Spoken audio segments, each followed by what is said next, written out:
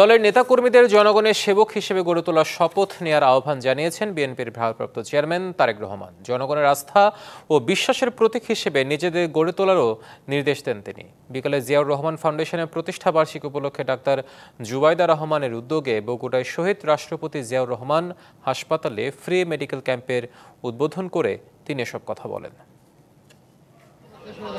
সংগঠনের ২৬তম প্রতিষ্ঠা বার্ষিকী উপলক্ষে শনিবার জেলার বাগবাড়ী শহীদ জিয়াউর রহমান ডিগ্রি কলেজ মাঠে দিনব্যাপী বিশেষ চিকিৎসা ক্যাম্পের আয়োজন করে জিয়াউর রহমান ফাউন্ডেশন।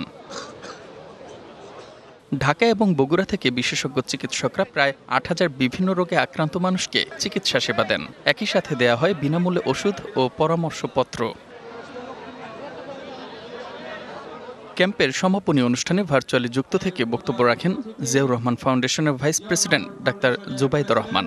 জানান ফাউন্ডেশনের আগামী দিনের পরিকল্পনার কথা।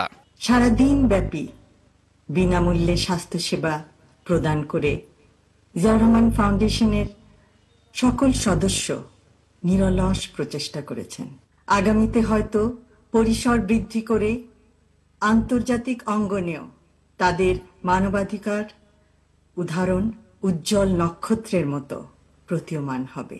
মানুষের জন্যই রাজনীতি, তাই মানুষের সেবক হিসেবে দলের নেতাকর্মীদের কাজ করার নির্দেশ দেন বিএনপির ভারপ্রাপ্ত চেয়ারম্যান তারেক রহমান।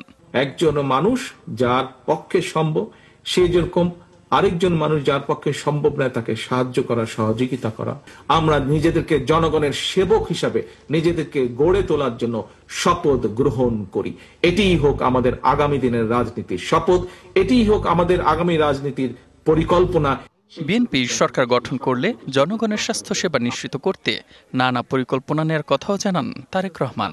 একটি দেশ তৈরি করতে পারবো ইনশাল্লাহ, যেখানে অধিকাংশ মানুষ সুস্থ থাকবে।